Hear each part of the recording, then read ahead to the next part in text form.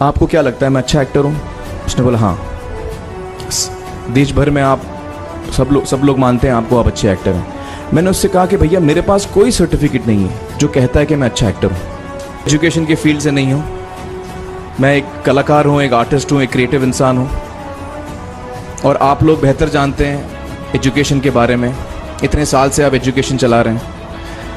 पिछले कुछ साल से मेरा अनुभव हुआ है, चूँकि मैंने कुछ फिल्में की हैं। एक फिल्म थी तारे ज़मीं पर, और अभी हाल ही में मेरी जो फिल्म आई है 3 इडियट्स, ये दोनों फिल्में एजुकेशन के टॉपिक पर हैं। तो लिहाजा मैं इस वजह से मैंने काफ़ी रिसर्च की एजुकेशन के ऊपर, और कुछ चीज़ें मेरे सामने आई हैं और वो चीज़ें मैं आपके सामने रखना चाह रहा हूँ। आज यहाँ पेरेंट्स हैं, एजुकेटर्स हैं, टीचर्स हैं, बच्चे भी हैं।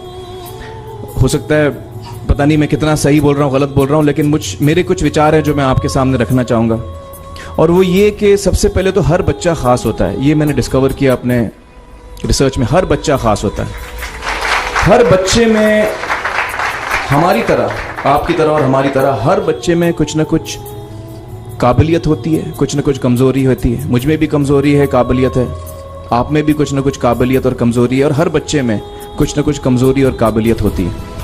और हमें as parents, as elders, as education system, हमें हर बच्चे की खासियत को पहचानना है, उससे मदद करनी है, उसकी क्या खासियत है, उसका क्या दिल चाहता है, उसे किस चीज़ में खुशी मिलती है, वो हमें उसको हेल्प करना है कि हम उसको वो ढूंढ सके, और उसमें हमें सपोर्ट करना है। और जो उसकी कमज़ोरी है उसमें हमें उसको सपोर्ट करना है। मुझे अक्सर एजुकेशन इंस्टीट्यूट्स मुझे बोलते हैं कि हम हमारे स्कूल में सारे बच्चे पास होते हैं, हमारे स्कूल में सारे बच्चे फर्स्ट आते हैं, या हम जो बोर्ड एग्ज़ाम है उसमें हमारे सारे बच्चे पास होते हैं। मुझे एक सवाल पूछना है कि हमारे कितने बच्चे खुश हैं? सबसे बड़ा सवाल मेरा ये है, how many of our children are happy? क्योंकि देखिए पढ़ाई लिखाई तो हम सीख ही लेते हैं। जब मुझे कोई चीज़ सीखनी होती है तो मैं कुछ ना कुछ करके सीख ही लेता हूँ। हमारी फिल्म 3 इडियट्स जब रिलीज़ होने वाली थी, रिलीज़ से पहले हमने कई स्क्रीनिंग्स रखे थे, टेस्ट स्क्रीनिंग जिसको हम कहते हैं, जिसमें कि हम ऑडियंस जैसे आप लोग हैं उनको बुलाते हैं, फिल्म दिखाते हैं, उनसे पूछते हैं कि फ़िल्म कैसी लगी। ऐसे एक टेस्ट स्क्रीनिंग हमने किया था। बम्बई में एक फैक्ट्री में कारीगर लोग काम करते हैं, तो करीब 25-30 कारीगर आए थे उस स्क्रीनिंग में। स्क्रीनिंग के बाद उनका एक कारीगर था, उसने मुझसे एक सवाल पूछा। उसने मुझसे ये पूछा, आप लोगों ने फिल्म देखी है 3 इडियट्स? उसने मुझे एक सवाल पूछा जो बहुत कमाल का सवाल था। उसने मुझे ये सवाल पूछा कि सर, पिक्चर के अंत में हमें पता लगता है कि आप तो रणछोड़ दास थे ही नहीं, रैंचो तो थे ही नहीं आप, तो सर्टिफिकेट तो आपको मिला नहीं, वो तो जावेद जाफरी को मिल गया। तो आप इतने बड़े साइंटिस्ट कैसे बन गए? इतने बड़े पेटेंट्स, 400 पेटेंट्स, जापानी लोग आपके पीछे पड़े हैं, तो आपको सर्टिफिकेट तो मिला नहीं, तो आप इतने बड़े साइंटिस्ट कैसे बन गए? बहुत ही अहम सवाल है ये, बहुत ही इंपॉर्टेंट सवाल है। और ये जो मुद्दा है उसके हार्ट में जाता है ये, कि जब मैं एग्जाम के लिए रट के जवाब देता हूं और वो जवाब में मुझे नंबर मिलते हैं और मैं पास हो जाता हूं, तो मेरे हाथ में एक पर्चा आता है जो मुझे कहता है कि मैं पढ़ा लिखा हूं।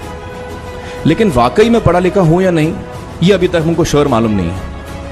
लेकिन जब आप नॉलेज चाहते हैं कि आपको मिले, विद्या मिले आपको, तो फिर वो कागज़ का मायने कुछ होता नहीं है। तो मैंने उसको जवाब में 2 सवाल पूछे। मैंने बोला उसको कि भैया आपको क्या लगता है मैं अच्छा एक्टर हूँ? उसने बोला हाँ, देश भर में आप सब लोग मानते हैं आपको, आप अच्छे एक्टर हैं। मैंने उससे कहा कि भैया मेरे पास कोई सर्टिफिकेट नहीं है जो कहता है कि मैं अच्छा एक्टर हूँ। मैंने फिर उससे एक सवाल पूछा कि मैंने सुना आप बहुत अच्छे कटर हैं, आपके जो बॉस मुझे बताते हैं कि आप उनके मेन कटर हैं और आपकी बड़ी इज्जत करते हैं वो, आपके पास कोई पर्चा है, सर्टिफिकेट है जो मुझे बताता है कि आप कटर हो? उसने बोला नहीं सर। तो मैंने बोला आपका जवाब आपको इधर ही मिल गया। Education is beyond marks, education is beyond grades, education is what you learn. और मेरी इच्छा है कि हिंदुस्तान में हम एजुकेशन को इस नज़रिए से देखें कि हम अपने बच्चों को वाकई शिक्षा दें, और शिक्षा हम खुशी से दें। क्योंकि शिक्षा में सिर्फ ज्ञान नहीं होता, शिक्षा में एक और चीज़ मिली हुई होती है, वो ये है कि हम अपने बच्चों को डेवलप करते हैं एज ह्यूमन बींग्स। आगे चल के वो ज़िंदगी में अच्छे इंसान बने, आगे चल के वो अपने पैरों पे खड़े रह सकें, आगे चल के वो इज्जत की ज़िंदगी जी सकें, आगे चल के वो दूसरों के बारे में ध्यान रखें, आगे चल के वो किसी के चेहरे पे मुस्कुराहट ला सकें, आगे चल के वो किसी की मदद कर सकें। This is what we should develop of our children. ये मेरी फीलिंग है। मैं जहाँ भी देखता हूँ, ये मेरे साथ भी हुआ है जब मैं छोटा था। जब से हमारे बच्चे छोटे होते हैं, जब से बच्चे पैदा होते हैं, बच्चा घर आता है, हम बच्चे को पूछते हैं भाई मार्क्स कितने मिले, फर्स्ट आए कि सेकंड आए? वो बोलता है सेकंड। सेकंड आए तो अरे फर्स्ट नहीं आए, डांट पड़ती है उसको। जो बोलता है मैं 10th आया तो उसकी तो हालत ही बुरी हो जाती है। बच्चे को लगता है यार ये फर्स्ट आना बड़ा जरूरी है। उसको रेस में हम पूछते हैं तुम रेस में फर्स्ट आए कि सेकंड आए? में हम उसको बचपन से, जब से वो केजी लोअर केजी में होता है, जब लोअर केजी में रेस होती है, चमचा मुंह में लगा के उसमें नींबू डाल के भागते हैं। उसमें भी हम बच्चे को पूछते हैं अरे मेरा बेटा फर्स्ट आएगा, ला, ओ बेटा मेरा फर्स्ट आना, मतलब पेरेंट्स चिल्ला रहे हैं बेटा भागो, मतलब नींबू लेके भागो। तो उसमें होता क्या है कि बच्चे को लगता है कि यार ये बड़ा जरूरी है। मेरे पेरेंट्स को हमेशा, मेरे पेरेंट्स मुझे एक ही सवाल पूछते हैं, मैं फर्स्ट आया कि नहीं। उसके जहन में ये बात बैठ जाती है कि मेरे को अव्वल आना है, मेरे को compete करना है, मेरे को बाकी लोग से आगे निकलना है। टीचर्स भी यही सवाल उसको पूछते हैं आमतौर पे। ये मेरे साथ हुआ है।